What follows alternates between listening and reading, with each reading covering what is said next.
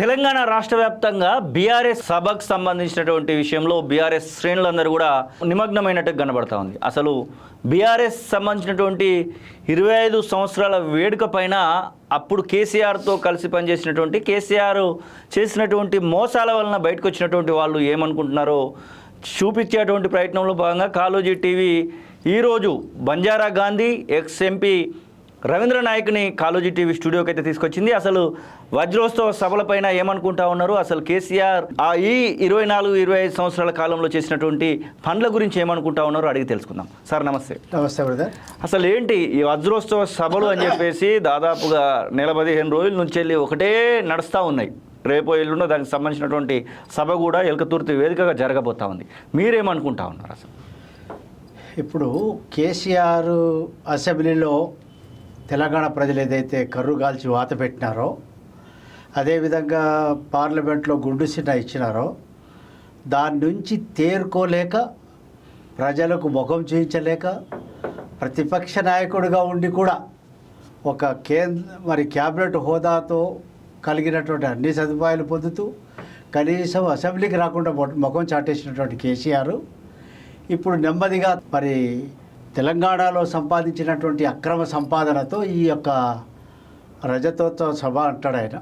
ఇది TRS సభనా BRS సభనా ఇప్పుడు వాళ్ళకి క్లారిటీ లేదు. టీఆర్ఎస్ ఇప్పుడు ఇది ప్రాంతీయ పార్టీనా లేక బీఆర్ఎస్ జాతీయ పార్టీనా అనే క్లారిటీ కూడా, దానికి జాతీయ అధ్యక్షుడు ఎవరు లేక ప్రాంతీయ అధ్యక్షుడు ఎవరు లేక ఇది అసలు టీఆర్ఎస్ బీఆర్ఎస్ అనేది క్లారిటీ రావాలా. నా దృష్టిలో కేసీఆర్ తన ముఖం చాటుకున్నట్టు ఏదైతే అతను దాక్కొని ఉన్నాడో ఇప్పుడు ముఖం చూపించడానికి ఆ డబ్బునే వెదజల్లి తెలంగాణ ప్రజల సొమ్ముతోనే ప్రజలకు మభ్యపెట్టి ఆ మీటింగ్ ఏదో రజతోత్సవం అని పేరు పెట్టి, ఇది నేను రజతోత్సవ ఉత్సవ సభ కాదు, ఇది బీఆర్ఎస్ దినాల సభ అని నా దృష్టి.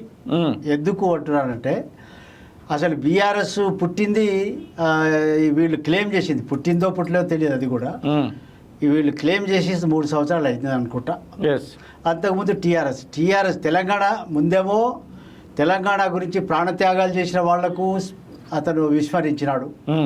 తెలంగాణ గురించి ఆస్తులు పదవులు పోగొట్టుకున్నటువంటి నాలాంటి వాళ్ళని కూడా మోసం చేసినాడు. చివరకు తెలంగాణ అనే పదాన్ని కూడా వెలివేసిందంటే ఈరోజు తెలంగాణ ప్రజలు అసలు ఈ కేసీఆర్ అనేవాడు ఒక మనిషా, తెలంగాణకు పుట్టినోడేనా అని చెప్పేసి విషయాన్ని కూడా ఇప్పుడు డౌట్ అవుతుంది. కాబట్టి ఇది రజతోత్సవ సభ కాదు, ఇది బీఆర్ఎస్ దినాల సభ. ఇందులో కేసీఆర్ నన్ను ఓడించినని ఏడవడానికి పెట్టేటువంటి సభ ఇది. సో ఇప్పుడు కేసీఆర్ ఏడ్చినా, కాళ్ళు పైన నెత్తి కింద పెట్టినా కూడా కేసీఆర్ నమ్మే పరిస్థితి లేదు. ఎందుకు అంటే కేసీఆర్ చెప్పినటువంటి ఏవైతే హామీలు, మొట్టమొదటగా సామాజిక న్యాయం, స్వయం పాలన, సెల్ఫ్ రెస్పెక్ట్ అన్నాడు. అవి ఒకటైనా అతను పాటించిండా? ఎక్కడ లేదు. దళితుడు ముఖ్యమంత్రి అన్నాడు, ఏదీ చేయలేదు. 3 ఎకరాలు అన్నాడు, చేయలేదు. ఇంటికో ఉద్యోగం అన్నాడు, చేయలేదు. డబుల్ బెడ్రూమ్ ఇల్లు అన్నాడు, చేయలేదు. ఎలక్షన్ వచ్చినప్పుడల్లా కొత్త స్కీమ్ తను మేనిఫెస్టోలో పెట్టింది వాటిని అమలు చేయకుండా ఎలక్షన్లు రాగానే బై ఎలక్షను లేక కలెక్షను సెలక్షను అదేవిధంగా ఎట్లా గెలవాలని దాని మీద చేసాడు తప్ప కేసీఆర్ చేసింది ఏమీ లేదు. సో ఇప్పుడు అతను చేయబోయే సభ కేవలం ఇది పచ్చి బూటకం, ప్రజల్ని మభ్యపెట్టి ప్రజలను మోసం చేయడానికి, మళ్ళీ అబద్ధాలు చెప్పడానికి మీరు 2004లో ఎంపీగా గెలిపినటువంటి పరిస్థితి, కేసీఆర్తోని అప్పుడు మీరు ఉన్నటువంటి సందర్భాలలో అసలు మీకు టికెట్ 2009లో ఎందుకు నిరాకరించి ఉండొచ్చు? కేసీఆర్ ఎట్లా తన యొక్క రూపాలను మారుస్తారు అనుకో? కేసీఆర్ అనేవాడు ఒక దురహంకారి. దొరలో కూడా మంచోళ్ళు ఉన్నారు, కానీ ఈయన దొరలో దురహంకారి. ఇతను ఓర్వలేడు. ఇతను మంచి బట్టలు వేసుకున్న ఓర్వాడు, లేక ఫాస్ట్గా నడిచినా ఓర్వలేడు. దానికి ఉదాహరణ నేను చేసిన తప్పేందంటే పార్లమెంట్లో తెలంగాణ ఆవశ్యకత గురించి ధారాళంగా మాట్లాడు, అది నేను చేసిన పొరపాటు. ఎందుకంటే తను నోరు చేరలే ఎప్పుడు. అతను ఎంపీగా తెలంగాణ గురించి అయితే తను ఢిల్లీకి వచ్చి మంత్రి అయినాడు, ఎంపీగా పనిచేశాడు, కానీ తెలంగాణ గురించి ఒక్కరోజు 1 నిమిషం మాట్లాడలే. వేరే నేను తనకన్నా సీనియర్ లీడర్గా నాకు ఢిల్లీ అతనికన్నా ఎక్కువ పరిచయం. ఎందుకు అంటే నేను స్టూడెంట్గా 18-20 సంవత్సరాల వయసులోనే ఆ రోజు ఒక సామాజిక వర్గానికి 10% సామాజిక వర్గాన్ని పార్లమెంట్లో అమెండ్మెంట్ చేయించినట్టు వ్యక్తిగా ఎస్ నాకున్నటువంటి ఎక్స్పీరియన్స్. అదేవిధంగా 69 మూమెంట్లో నేను పనిచేసిన, మలిదశలో పనిచేసిన అటువంటి వ్యక్తిగా ఇతని గురించి చెప్పాలంటే ఇప్పుడు నేను నా నోరు ఖరాబ్ చేయదలుచుకోలే, ఓకే ఎన్నోసార్లు చెప్పిన. కానీ ఇతను మాత్రం రాజకీయాలకు పనికిరాని ఒక వెధవ సన్యాసి, అతని భాషలోనే చెప్పాలి, ఓకే ఒక వెధవ సన్యాసి. ఇప్పుడు పవర్తోనే బతుకుతాడు. ఎప్పుడు ఇతని జీవితంలో ఎప్పుడు పవర్ లేకుండా బతకలే. ఏ విధంగానైనా పవర్ సంపాదించాలి. ఆ పవర్ గురించే టీడీపీ నుంచి వచ్చి ఈ తెలంగాణ దుకాణం పెట్టాడు. సరే, తెలంగాణ దుకాణం పెట్టిండు, దాన్ని పట్టుకొని ఊగులాడిండు, నిజమే, కాదన్నాంలే. ఈ రోజు సువర్ణాక్షరాలతో లిఖింపబడాలి కేసీఆర్ పేరు.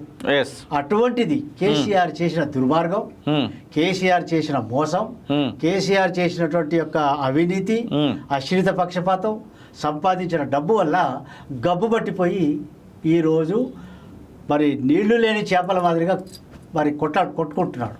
సో ఈ సందర్భంగా ఇదొక గిమ్మిక్ ఈ రజతోత్సవ సభ పేరుతో బయటకు వస్తుంది. 2009లో అసలు మీ మధ్యలో జరిగినటువంటి సంభాషణ ఏంటి? అసలు మీరు అప్పుడున్నటువంటి తెలంగాణ భవన్ ముందుకెళ్ళి కేసీఆర్ పైన కొన్ని మాటలు కూడా అప్పుడు మాట్లాడడం జరిగింది. కేసీఆర్కి సంబంధించినటువంటి టికెట్ విషయంలో అసలు మీ టికెట్ ఎవరికి పోయింది అనుకోవచ్చు, అసలు మీకు టికెట్ ఎందుకు ఇవ్వలేదనే దానిపైన ఇవ్వలేదంటే, నాకు ఒక బలమైన సామాజిక వర్గం తెలంగాణలో 70 అసెంబ్లీ స్థానాలలో నా సామాజిక వర్గం ఏ పార్టీకి ఓటు చేస్తే అదే పార్టీ పవర్లో వస్తుంది. ఈ విషయాన్ని మొన్న మా గౌరవ ముఖ్యమంత్రి గారు రేవంత్ రెడ్డి గారు చెప్పారు. వారు ఒప్పుకున్నారు. వారు ఒప్పుకున్నందుకు నేను చెప్తున్నా. ఎందుకంటే లంబాడీలు వన్ సైడ్ ఓటు వేయడం వల్ల మాకు ఈజీగా మేము గెలవగలిగినాము. అదే ఈ కేటీ రామారావు అనేవాడు ఈ లంబాడీలు మాకు ఓటు చేయనందుకు ఓడిపోయినామని అతను ఇచ్చినాడు. ఇది పబ్లిక్ స్టేట్మెంట్. అక్కడ వాళ్ళ ఫ్రెండ్ ఎవరో అటువంటి సామాజిక వర్గం నాది. నా సామాజిక వర్గం వాడే మహారాష్ట్రలో 3 సార్లు ముఖ్యమంత్రి విపి నాయక్, 3 టర్మ్స్ కంటిన్యూస్లీ. తర్వాత వాళ్ళ బ్రదర్ సన్ కూడా ముఖ్యమంత్రి అయినాడు. సో అటువంటి పరిస్థితి ఇక్కడ కలుగుతుందేమోనని కేసీఆర్ నాతో భయపడ్డాడు. నాతో భయపడి నేను పార్లమెంట్లో నేను మాట్లాడినటువంటి యొక్క తెలంగాణ ఆవశ్యకత గురించి అది చూసి ఓరవలేక ఆ రోజు నుంచే కటింగ్ పెట్టాడు. ఆ రోజే నాకు చెప్పినాడు. ఏమంటాడు, ఒకరోజు మేము 5 ఎంపీలకు గెలిచినాం. ఆ రోజు అయితే ఒక్కొక్క రోజు ఒక్కొక్క ఎంపీ ఇంట్లో మేము భోజనాలు పెట్టినాం. మరి ఒకసారి నా వంతు వచ్చింది. మా ఇంటికి వచ్చి భోజనం చేసుకుంటూ అదే రొట్టె సొడయి తినుకుంటూ, కేసీఆర్ రొట్టె సొడయి తినుకుంటూ, నాయక్ సాబ్ నువ్వు 20 ఏళ్ళు ఎంపీ అంటాడు నన్ను తినుకుంటూ. ఎంత అబద్ధాలు ఆడతాడంటే, అంటే 4 టర్ములు గెలుస్తామని చెప్తున్నారు. చెప్పేసాడు నాకు. నేను ఆల్రెడీ వరంగల్ జనరల్ సీట్లో ఎంపీ. అయితే నేను ఆలోచించిన ఏదో పెట్టినాడు, నాకు కుప్పటి పెట్టాడు ఆలోచిస్తే అప్పటికే వరంగల్ ఎస్సీకి రిజర్వ్ అయిందని నెక్స్ట్ టర్మ్. నా తర్వాత ఎస్సీకి రిజర్వ్ అయిన సీట్ నాకు 20 సంవత్సరాలు ఎంపీ ఎట్లయితేనే ఆ రోజు నేను అనుకున్నా వీడు నన్ను ముంచుతాడని అనుకున్నా. అదే 2009లో 12 అసెంబ్లీ స్థానాలు రిజర్వ్డ్ ఎస్టీలకు, 2 పార్లమెంట్ స్థానాలు, మొత్తం 14. ఆ రోజు టీడీపీతో పొత్తు పెట్టుకున్నాడు. టీడీపీతో పొత్తు పెట్టుకున్నప్పుడు ఒక్క సీట్ అంటే ఒక సీటు కూడా ఇతను అలయన్స్ తీసుకోలే. తీసుకుంటే నాకు ఇవ్వాలా, నన్ను కట్ చేయాలా. సో అందుకని అన్ని చంద్రబాబుకి ఇచ్చేసి జనరల్ సీట్లు అమ్ముకున్నాడు. అందులో ఆ రోజుల్లో ఒకటి మన జహీరాబాద్ సీట్ అమ్ముకున్నాడు. సో ఆ విధంగా మా లాంటి వాళ్ళని బలి చేసినటువంటి ఒక క్రూర మృగం లాంటి వాడు, రాజకీయ క్రూర మృగం. ఇతని మనిషి అంటేనే నాకు అతని పేరు చెప్తే నాకు విసుగొస్తారనమాట. అటువంటి వ్యక్తిని నేను చూడలే. ఎందుకు అంటున్నానంటే 1986లో నేను బంజారా రథం పట్టుకొని మొత్తం దేశమంతా తిరిగిన. దేశంలో ఈ గిరిజనులు కానీ లంబాడీలు బంజారాలు వాళ్ళ పరిస్థితులు ఎట్లున్నాయనేది అవగాహన చేసుకోవడానికి బంజారా రథం వేసుకొని పోయినా. ఆ సమయంలో నేను అందరు ముఖ్యమంత్రులు కలిసేవాడిని. ఆ యొక్క ప్రాంత లంబాడీలు కానీ గిరిజనులు కానీ వీకర్ సెక్షన్ వాళ్ళ సమస్యలన్నీ ఆ ముఖ్యమంత్రికి ఇచ్చేవాడిని. నేను మొత్తం దాదాపుగా ఎక్సెప్ట్ నార్త్ ఈస్టర్న్ స్టేట్స్ 20 రాష్ట్రాల గవర్నర్లని ముఖ్యమంత్రిని కలిసిన. కానీ ఇలాంటి వ్యక్తి కేసీఆర్ లాంటి వ్యక్తిని నేను ఈ 20 రాష్ట్రాల్లో చూడలే. అటువంటి యొక్క వ్యక్తిత్వం కలిగినటువంటి కేసీఆర్. అందుకనే భగవంతుడు సృష్టి అనేది కేసీఆర్కి ఈ శిక్ష. ఇప్పుడు కేసీఆర్ సుఖంగా లేడు, మేము సుఖంగా ఉన్నాం. ఎందుకు అంటే సుఖంగా ఎందుకు అంటున్నా అంటే, నేను కేసీఆర్ మరి యూత్ కాంగ్రెస్ వైస్ ప్రెసిడెంట్ ఉన్నప్పుడు నేను మంత్రి, Yes. నేను ఎమ్మెల్యే 78లో.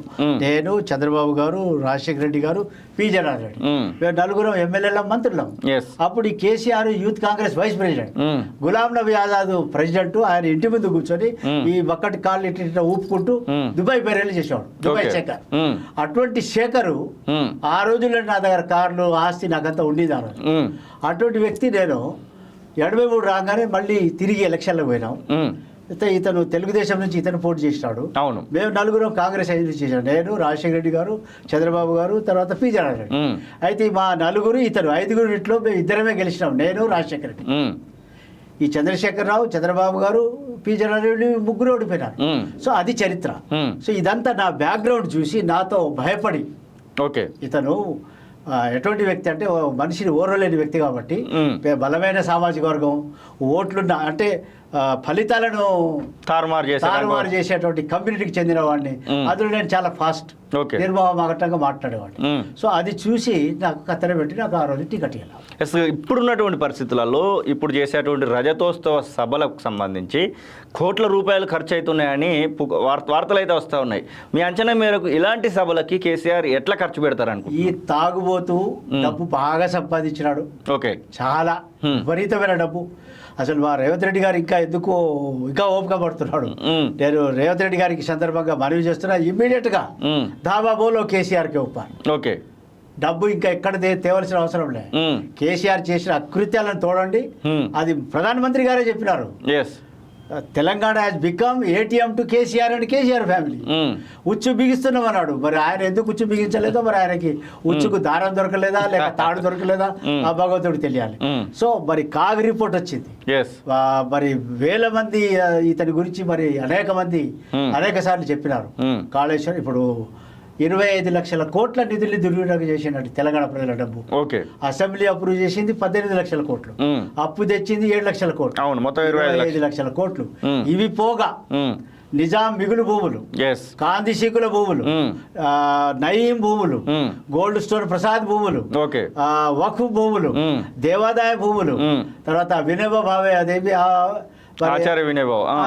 ఆ భూములు, ఇవన్నీ నాశనం చేసి చివరికి ఇందిరమ్మ ఉన్నప్పుడు ఇచ్చినటువంటి పేదలకు ఇచ్చిన ఏదైతే ధరణితోనే అవి కూడా పోయినాయి, ఆ ల్యాండ్స్ కూడా గుంజుకొని అన్ని లాగేసుకొని తన కుటుంబం తను 50,000 ఎకరాలు కార్నర్ చేసినారు. ఈ రోజు అందులో 10,000 ఎకరాలు అమ్మేసేసి డబ్బులు పోగు చేసినారు. మిగతాది తన బినామీల పేరుతో. సరే, ఈ దుర్మార్గుడు ఒకడే తిన్నాడా అంటే అది ఒక్కడే తినడమే కాకుండా ఇతని అన్యాయులు, ఈయన 100 వాగదలు అందరూ కలిసి తెలంగాణ లూటీ చేసి ఇప్పుడు ఏమీ లేకుండా చేసినారు. బాబా రేవంత్ రెడ్డికి ధైర్యం నిజంగా ఒక్కాలి. ధైర్యానికి అతనే ధైర్యంగా ఉన్న దాంట్లోనే సర్దుకుంటూ బయటి దేశాల నుంచి కూడా ఏది విదేశీ నిధులు కూడా తెచ్చేటువంటి ప్రయత్నం చేస్తూ ఉన్న దాంట్లోనే సంసారం నడిపిస్తుంటే ఇది చూసి ఓర్వలేక తనేదో కోల్పోయినట్టు నేను తెలంగాణ తెచ్చినవు సచ్చినవు నిజమే తెచ్చినోడు, మరి ఇదంతా ఎందుకు చేసిన కంపు? ఒక్కరోజు కూడా ఒక్క విషయంలో ఒక్క అవినీతి మీద రిప్లై ఇవ్వలేదు. అదే కాకుండా ఇవన్నీ పోగా చివరికి ఫోన్ ట్యాపింగ్లు చేసి పర్సనల్ జీవితాలతో ఆటలాడుకున్నటువంటి వాళ్ళు ఎంతటి దుర్మార్గులో ప్రజలు గ్రహించినారనేది నేను 27 తారీఖు రోజు అసలు ఏం జరగబోతుంది అనుకుంటున్నారు? కేసీఆర్ నేటి నుంచి అంటే మీరు దాదాపుగా కేసీఆర్ మీతో ట్రావెల్ చేసిండు, అప్పుడు ఉన్నటువంటి పరిస్థితులలో కేసీఆర్ ఎట్లా 27 తారీఖు రోజు తన యొక్క ఆచరణ ఉండబోతుంది అనుకుంటున్నారు? కేసీఆర్ తను అందితే జుట్టు అందుకుంటే కాళ్ళు. రేపు ఈ రజతోత్సవ సభ కాదు, రజతోత్సవ దినం, టీఆర్ఎస్ దినానికి ఏం చేస్తాడు ఆయన? దినాలలో ఏం చేస్తారు? ఏడుపులు ఉంటాయి. ఇప్పుడు ఏడుపులు ఉంటాయి, పిండ పెడతారు. సో ఇప్పుడు ఈయన ఏడుస్తాడు, నన్ను మీరు ఓడించినారు, మీరు అనుభవించండి అంటారు. అని బిడ్డ వాళ్ళు ఏమనుభవించారు? వాళ్ళ కష్టాలు వాళ్ళు పడుతూనే ఉన్నారు. తెలంగాణ ప్రజలు వాళ్ళ కష్టాలు ఎప్పుడు తప్పలే. ఆ కష్టాలు నేను పడుతున్నా కదా ఈ రోజు కూడా. ఈ రోజు కూడా నాకు ఉండడానికి ఇల్లు లేదు, ఉన్న భూమి అమ్మిపించినాడు ఈ దుర్మార్గుడు. ఎమ్మెల్యే కాలనీలో సాగర్ సొసైటీలో భూములు అమ్మించినాడు. అమ్మితే గానీ టికెట్ ఇవ్వాలి ఆ రోజుల్లో ఎలక్షన్ లో. సో అటువంటి వాడు ఈ రోజు మేమేమో భూములు అమ్ముకుంటూ పోయినాము, పదవులకు రాజీనామా చేసుకుంటూ పోయినాము, ఇతను భూములు కొంటూ పోయినాడు. ఆ రోజే ఆంధ్రులను బెదిరించి, ఈనాడు కానీ లేక ఇతర విద్యా సంస్థలను బెదిరించి ఆ రోజు నుంచే ఫామ్ హౌస్ కొనుడు మొదలు పెట్టాడు. ఇప్పుడు ఒక్కొక్కరికి 2, 3 ఫామ్ హౌస్. సో అటువంటిది చేసి బాగా కూడగొట్టినటువంటి డబ్బు, ఆ డబ్బుతో ఈ రోజు ప్రజల్ని సమీకరిస్తున్నాడు, ప్రజలు ఇతను డబ్బు తింటారు, ఇతను వాయించేది వాయిస్తారు. కాబట్టి ఈ సందర్భంగా ఆయన చేసేది ఏం లేదు, కేవలం ఏడవడానికి నన్ను మీరు ఓడించినారు, మీరు అనుభవించండి అంటాడు. తను అనుభవించేది చెప్పడు. రోజు నరకమే చూస్తున్నాడు కొడుకు. అతనేం సుఖంగా లేడు. బిడ్డ జైల్లో 6 నెలలు ఉంటే ఒక్కరోజు పలకరించలేదండి. ఈ ఎటువంటి వ్యక్తి ఇతని మనిషి? అసలు ఇతని మనిషేనా? రోజు ఉదయం లేవగానే కోడే కూర్చుంది లోకం ఇతను చేసిన అవినీతి మీద, ఇతను చేసిన దుర్మార్గం మీద, ఇతను చేసిన సప్రెషన్ మీద, ఇతను చేసినటువంటి దురహంకార పాలన మీద ఇతను కనీసం మనిషి అనేవాడు జవాబు ఇవ్వాలా. Is a politician. జవాబు ఎందుకు ఇవ్వలేదు అనేది నేను ఈ రోజు అడగబోయేది. బిడ్డా కేసీఆర్, ఈ రోజైనా ఆ రజతోత్సవ సభలో నువ్వు క్షమాపణ కోరుకో తెలంగాణ ప్రజలతో. ఏదో నువ్వు ఏడ్చినంటున్నావు కదా, చావు నోట్లో తలకాయ ఎడబెట్టు, తలకాయ పెట్టినావు, నోటితోనేమో తినుకుంటున్నావు ఇడ్లీలు సాంబార్లు. నీ దొంగ నాటకం. సరే ఏదో చేసినావు, తెలంగాణను పట్టుకొని ఉన్నావు, మేము ఒప్పుకుంటాం. కానీ నువ్వు చేసిన దుర్మార్గం, నువ్వు తెచ్చిన తెలంగాణలో ఉండి ఉంటావు, కానీ తెలంగాణ నువ్వు కోలుకోకుండా చేసినావు. ఈరోజు రేవంత్ రెడ్డి గారు పని చేయకుండా చేస్తే ఈరోజు డబ్బులు లేవు ఎక్కడ, పరిస్థితులు ఈరోజు ఆ విధంగా క్రియేట్ చేసినటువంటి కేసీఆర్ ఈ సభల ద్వారా ఏదేమి లేదు. కేసీఆర్ అనే వాడిని తెలంగాణ బిడ్డలు, నిజమైన తెలంగాణ బిడ్డలు ఇంకోసారి ఇటువంటి వాడిని ఏది మన అధికారానికి దరిదాపులో రానివ్వకుండా కట్టడి చేయాలని ఇక విజ్ఞులకి, ఇంటలెక్చువల్స్కి, ప్రతి సెక్షన్కి నేను ఇక్కడ మీ అధికారంలో ఉన్నప్పుడు షెడ్యూల్ ట్రైబ్స్, ఎస్టీలకు సంబంధించినటువంటి జాతులను కొట్లాటలు పెట్టేటువంటి ప్రయత్నం చేసిండు కేసీఆర్ అని కూడా పలుమార్లు మీరు కూడా అన్నారు. ముఖ్యంగా లంబాడాలకు, గిరిజనులకు ఇట్లా కొన్ని చేసిండని చెప్పేసి అట్లా దానికి సంబంధించి మాట్లాడాలంటే ఇతని గుణం ఏంటిదంటే ఈ సెక్షన్స్ లో గోడలు పెడతాడు ఇతను. కులాల మధ్య కొట్లాట, గోండులకు లంబాడీలకు కొట్లాట లేదు. ఎందుకు లేదంటే గోండులు ఉన్నది కేవలం ఆదిలాబాదు, ములుగు అంతే. అంటే 5 కాన్స్టిట్యూన్సీలు ఉన్నారు గోండులు. కోయలేమో ఖమ్మంలో అక్కడ 5 కాన్స్టిట్యూన్సీ. అంటే మొత్తం 12 కాన్స్టిట్యూన్సీలోనే కోయలు, గోండులు ఉంటారు పాపం. అయితే వాళ్ళ మధ్యన చిచ్చి ఎట్లా పెట్టాడు, మేమేమో బంజారా హిల్స్ మాదిరాబాయ్, మేము ఆడ ఉన్నాంరాబాయ్, మాకు బంజారా భవన్ కట్టియారంటే ఈ దుర్మార్గుడు ఏం చేసినాడు, ఆదివాసీ భవన్ అని తెచ్చిపెట్టేసి అది అక్కడ. అంటే మేము రోజు కొట్లాడుకోవాలా. మరి ఈ లంబాడీలు 90 కాన్స్టిట్యూన్సీల మెజారిటీ, వాళ్ళు ఉన్నది 12 కాన్స్టిట్యూన్సీ. వాళ్ళకి మాకు పంచాయతీ ఎక్కడ ఉంది? ఇప్పుడు రిజర్వేషన్స్ వచ్చేది పాపులేషన్ మీద. అవును, రిజర్వేషన్స్ వచ్చినా బడ్జెట్ వచ్చినా మేము ఉన్నది 80%. గిరిజన జనాభాలో లంబాడీలు, ఎరకల, ఇతర తెగలు 80%. గోండు కోయలు ఓన్లీ 20%. వచ్చే 100లో 20 రూపాయలు వాళ్ళకి వెళ్ళాలి, 80 రూపాయలు వీళ్ళకి లభించాలి. అదేవిధంగా రిజర్వేషన్లలో 20% వాళ్ళకి, 80% వీళ్ళకి. అది కామన్గా జనరల్ జరుగుతుంది. అది అయినా కూడా ఈ గత 75 సంవత్సరాలుగా గిరిజనులకు ఇచ్చే రిజర్వేషన్లు పూర్తిగా ఇంప్లిమెంట్ కాలేదు. ఆ ఇచ్చే 6.5%లో 3% ఇంప్లిమెంట్ అయినాయి. ఇంకా 4.5% చేయాలా? ఇప్పుడు ఇంకా 4% పెరిగినాయి. అంటే 10%లో కేవలం 4% ఇంప్లిమెంట్, మిగతా 6% చేయాలా. అది చేయకుండానే లంబడోళ్ళు ఈ గోండుల హక్కు తినేస్తున్నారు అంటారు. ఎందుకన్నారు? ఇది కేసీఆర్ తత్వం. కేసీఆర్ 100 బాగదులు, కేసీఆర్ చెంచాలు ఆ గిరిజన ప్రాంతాలలో భూముల్ని కొల్లగొట్టారు 170కి వ్యతిరేకంగా. తర్వాత అక్కడ జరిగేటువంటి మరి పెద్ద పెద్ద కంపెనీస్ కానీ, ఫ్యాక్టరీస్ కానీ, నిర్మాణాలు కానీ, డ్యామ్స్ కానీ అక్కడ ఈ మిడిల్ మెన్ వీళ్ళు పోయి అక్కడ ఆక్యుపై చేసుకున్నారు. సో ఆ సమస్య బయటికి రాకుండా, ఎందుకంటే నక్సలైట్లు పట్టుకుంటారు వాళ్ళని. సో అక్కడి నుంచి ఆ ఇష్యూను డైవర్ట్ చేయడానికి లంబాడోళ్ళు, గోండుల మధ్య పంచాయతీ. ఇది పరిస్థితి.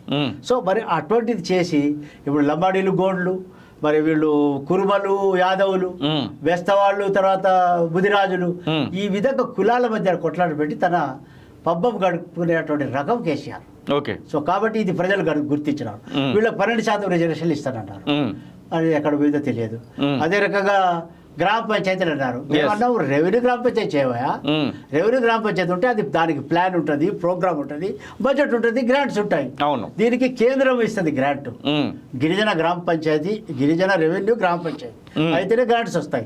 అది చేయకుండా కేవలం గిరిజన పంచాయతీలు చేశారు. ఈ రోజు వరకు అక్కడ ఒక బిల్డింగ్ లేదు, ఒక కుర్చీ లేదు, ఒక రోడ్డు లేదు, ఒక ఎలక్ట్రిసిటీ లేదు. ఆ విధంగా చేసి సేవాలాల్ మహారాజ్ పేరుతో నేను సంవత్సరానికి 1 కోటి రూపాయలు ఇస్తానని అదొకటి పెట్టాడు. ఇక 1 కోటితో అయ్యేదేముంది అక్కడ? సేవాలాల్ మహారాజ్కి ఇక్కడ 300 ఎకరాలు బంజారా హిల్స్ లో ల్యాండ్ ఉంది, అవును. అది రిజిస్టర్ చేయమని అది మాట్లాడు. కేవలం అదేదో భవన్ కట్టించి బంజారా భవన్ గాంధీ సిక్కుల భూమి అది, అది కూడా రిజిస్టర్డ్ కాదు, క్లియర్ లేదు.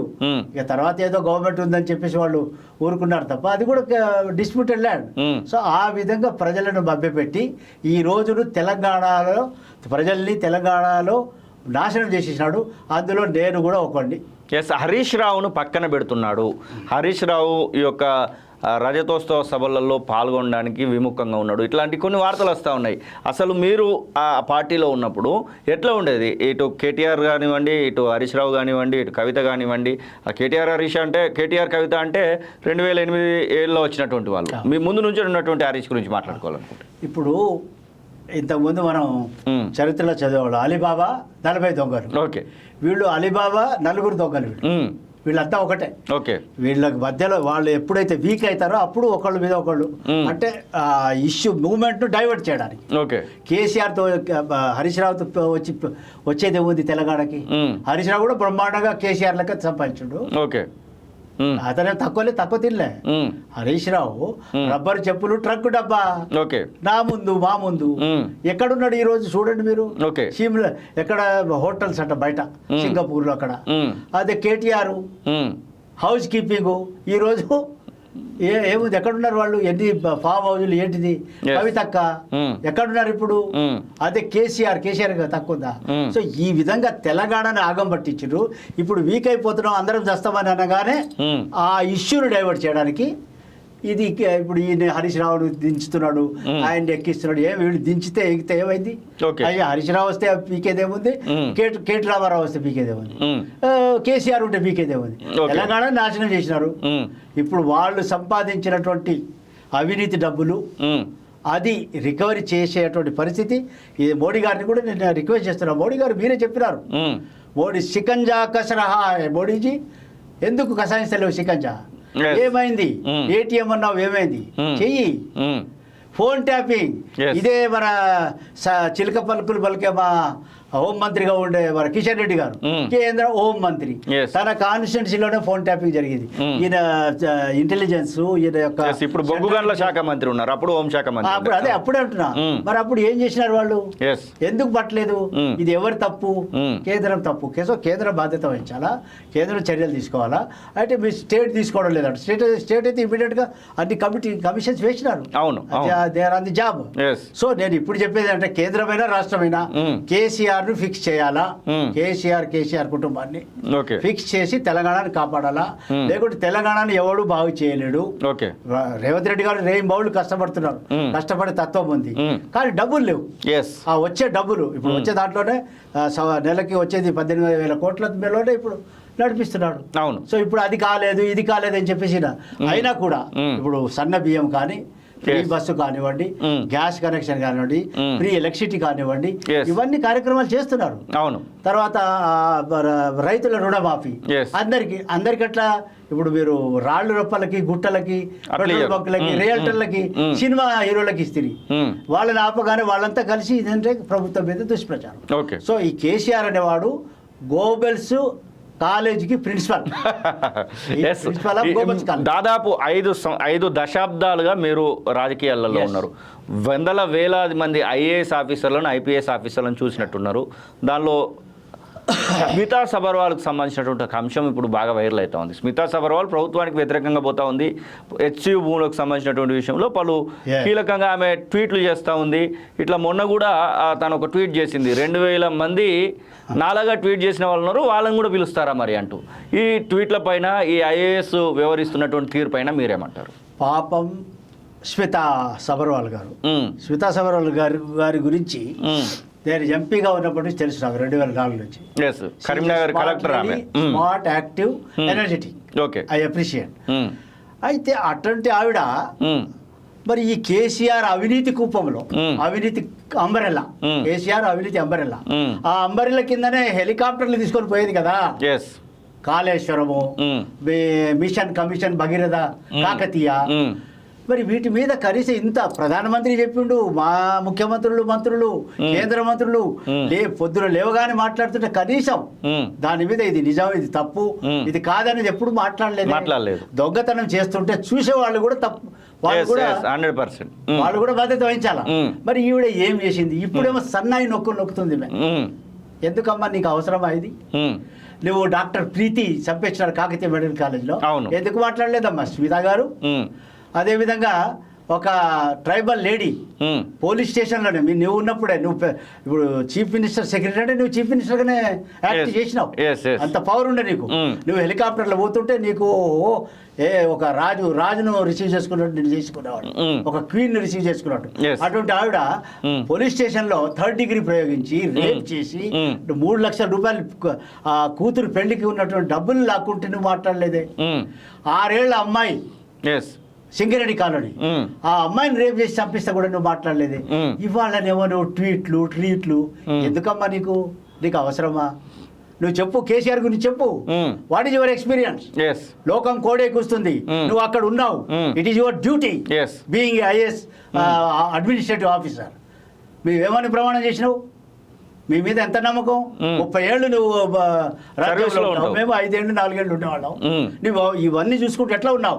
ఐఎమ్ ఆస్కింగ్ స్మిత సబర్వాల్, నువ్వు ఎంతో యాక్టివ్గా ఉన్నావు, నేను చూసిన, నేను వరంగల్లో బాగా పనిచేసినావు, తర్వాత కూడా చేసినావు, తర్వాత కూడా నేను చేస్తూనే ఉన్నావు. కానీ ఆ అవినీతి కూపం పక్కన పెట్టుకొని ఆ అవినీతి కూపం కింద పనిచేసినావు నువ్వు. అది ఒక్క మాట మాట్లాడలేదు నువ్వు. ఈరోజు ఈ ట్వీట్లతో వచ్చిందేమమ్మా? ఎందుకు నువ్వు ఈ విధంగా బయటపడుతున్నావు అనేది ఆమెకి సలహా ఇస్తున్న ఆడబిడ్డ కాబట్టి నేను ఆమె గురించి ఎక్కువ చెప్పకుండా, నేను ఒకటే క్వశ్చన్, నీకు సంబంధం లేనిది, నువ్వు గవర్నమెంట్లో ఉన్నావు, నువ్వు మాట్లాడింది అంతకుముందు కూడా మాట్లాడి ఉంటే సరే, కేసీఆర్ గురించి కూడా మాట్లాడింది, కేసీఆర్ తప్పిదాలను కూడా చెప్పింది, బయటికి చెప్పింది అని చెప్పవచ్చు. నువ్వు అప్పుడు ఏమీ మాట్లాడలేదు, ఈ రోజు మాట్లాడుతున్నావు అంటే దీని అర్థమేమి? తిరుమలేశా అనుకోవాల్సి వస్తుంది. చాలా వరకు ఒక డిమాండ్ వస్తూ ఉంది, ఎస్సీ వర్గీకరణ జరిగిన తర్వాత ట్రైబ్స్లో కూడా రిజర్వేషన్ వర్గీకరణ జరగాల్సిందే అనేటువంటి మాటలు వస్తూ ఉన్నాయి. మీరు గతంలో బంజారా గాంధీ ఎట్లాగో రిజర్వేషన్స్ ఇప్పుడు అంతో ఇంతో ఫలాలు అనుభవిస్తున్నారంటే దానికి కారణం మీరేమనుకుంటా ఉన్నారు? నిజంగానే ఎస్సీ వర్గీకరణ జరిగినట్టుగా ట్రైబ్స్లో కూడా జరగడానికి అవకాశం ఉంటే బాగుంటుందా, లేకపోతే ఎట్లా ఉంటే బాగుంటుందా? ఇప్పుడు దేశంలో ఒక ట్రెండ్ వచ్చింది. ఇప్పుడు మా గౌరవ రాహుల్ గాంధీ గారు ఎవరెంతో వాళ్ళకి ఇవ్వాలా, ఎవరి జనాభా ఎంతో వాళ్ళ హక్కు వాళ్ళకి ఇవ్వాలా, అది చాలా గొప్ప కాన్సెప్ట్. దాన్ని మా రేవంత్ రెడ్డి గారు బ్రహ్మాండంగా ఇంప్లిమెంట్ చేసి చూపించినారు. Now ball is in the court of centre చేయాలా, సెంటర్ చేయదు, ఎందుకంటే అది చేస్తే వాళ్ళ పని గోవిందా. సో రాహుల్ గాంధీ గారి ఆదేశాల ప్రకారం మరి రేవంత్ రెడ్డి గారు ఏదైతే చేసినారో దాన్ని ముందుకు తీసుకెళ్తూ, నేను ఈ ట్రైబల్ విషయంలో ఏంటంటే ఒక 10% జనాభా కలిగిన సామాజిక వర్గం ఇక్కడ తెలంగాణలో వాళ్ళని షెడ్యూల్ ట్రైబ్గా గుర్తింపజేసేటువంటి మూమెంట్లు నేను ముందు లీడ్ చేసిన ఆ వ్యక్తిగా నేను చెప్పేది ఏమంటే, ఇప్పుడు లభించే అటువంటి 10% అది ఇంప్లిమెంట్ చేయండి ముందు. అది ఇంప్లిమెంట్ అయినాక చూద్దాం. అందులో 4% ఇంప్లిమెంట్ అయింది, 6% ఇంకా ఖాళీగా ఉంది. బడ్జెట్ ఖాళీగా ఉంది, ఇన్స్టిట్యూషన్స్ ఖాళీ ఉన్నాయి, ఉద్యోగాలు ఖాళీ ఉన్నాయి. అది ఫిలప్ అయినాక దీని మీద మనం ఆలోచించవచ్చు. ఎవరి హక్కు వాళ్ళకన్నప్పుడు అది ఆటోమేటిక్ జరిగేదే. సో దీని మీద మరి మా ఇంటలెక్చువల్స్ కూడా ఆలోచించి ఎవరికి అన్యాయం జరగకూడదు, ఎవరి జనాభా ఎంతో వాళ్ళ వాటా వారికి చెందాలనేది నేను దాన్ని ఒప్పుకుంటా. తర్వాత మందకృష్ణమాది గారు ఏదైతే ఏబిసిడి వర్గీకరణ, అది కూడా మా రేవంత్ రెడ్డి గారే చేసినారు. అది కూడా వారు చేసే దేశంలోనే మొదటి రాష్ట్రం కాబట్టి దీని విషయంలో ముందు మీరు ఇంప్లిమెంట్ చేయండి వాళ్ళకి లభించేది. అప్పుడు ఏదైనా అవకతవకలుండి ఎవరికైనా అన్యాయం జరుగుంటే దాన్ని రెక్టిఫై చేయడానికి మనం చేయవచ్చు, శాసనాలు చేయవచ్చు, చట్టాలు చేయవచ్చు. ఇప్పుడు ఎస్సీ వర్గీకరణ కూడా జరిగింది, అది మనం ఆలోచించవచ్చు. కానీ నువ్వు ముందు ఫిలపే చేయలేదు, ఫిలప్ చేయాలనేది నా. చివరగా మీరు అప్పుడు ఏదైతే మీ వెంట నడిచినటువంటి కేసీఆర్ కానివ్వండి, మీ కొలిగ్గా అప్పుడు ఎంపీగా పనిచేసినటువంటి కేసీఆర్కు ఈ యొక్క రజతోత్సవ సభల వేళ మీరు ఇచ్చేటువంటి సలహా సూచన ఏదైనా ఉంటే? కేసీఆర్ ఎవరి సలహా వినడు, అది మనం చెప్పుకొని మురవాల్సిందే తప్ప. కేసీఆర్కి ఒకటి నేను చెప్పదలుచుకునేది ఏంటంటే, నువ్వు ఉన్నప్పుడు చేయరాని పనులు చేసినావు, చేయరాని దుర్మార్గాలు చేసినావు, చేయరానటువంటి సప్రెషన్ చేసినావు, ఎంతో మంది జీవితాలతో చెల్లగాటం ఆడినావు, నాలాంటి వాళ్ళను రాజకీయంగా అణగదొచ్చినావు. నువ్వు ఇవన్నిటిని నీ అబద్ధాలను ఒకసారి నెమరేసుకో. నువ్వు చెప్పినా లేదా? దళితుడు ముఖ్యమంత్రి అని చెప్పినవా లేదా? 3 ఎకరాలు ఇస్తానని చెప్పినవా లేదా? డబుల్ బెడ్రూమ్ ఇళ్ళు అని చెప్పినవా లేదా? నువ్వు ఈ భూములు నీ బినామీల పేర్లతో ఉన్నాయా లేవా? ఫోన్ ట్యాపింగ్ లో నువ్వు ఉన్నావా లేవా? తర్వాత ఈ యొక్క కాళేశ్వరంలో అవినీతి జరిగిందా లేదా, మిషన్ కమిషన్ భగీరథలో అవినీతి జరిగిందా లేదా, దీని మీద నిజం మాట్లాడు. తర్వాత తెలంగాణ ప్రజలకు క్షమాపణ కోరి ఈ మన స్తూపం అమరవీరుల స్తూపం దగ్గర ముక్కు నేలకు రాయాల. ఓకే, ఆ రోజే తెలంగాణ ఇతన్ని క్షమిస్తుంది. అంతవరకు దాకా మేము నిన్ను ఎక్కడ at any cost we don't allow you to come to Telangana's politics అనేది ఈ విషయాన్ని ఈ సందర్భంగా తెలియజేస్తాను. థ్యాంక్ యూ అన్న. ఇది ఎక్స్-ఎంపీ బంజారా గాంధీ రవీంద్ర నాయక్ చెప్తున్న మాటలు. తెలంగాణ రాష్ట్ర మాజీ ముఖ్యమంత్రి ఎలాంటి వాడు, ఎట్లా ఉండేది, ఎట్లా తన యొక్క ఆలోచనలు మారుతూ ఉంటాయి, గోబెల్స్కు ప్రిన్సిపల్ అని చెప్పేసి ఒక బిరుదు కూడా ఇస్తున్నటువంటి సందర్భాన్ని అయితే మనం చూస్తూ ఉన్నాం. చూస్తూనే ఉండండి Kaloji TV. He is not a జాతి పిత, ఓకే, హీఈస్ ఓన్లీ ఎ దారు పిత. ఓకే, హీఈస్ ఓన్లీ ఏ దారు పిత అంటే అది దానిగా తప్ప ఇది నాట్ జాతి పిత. ఓకే.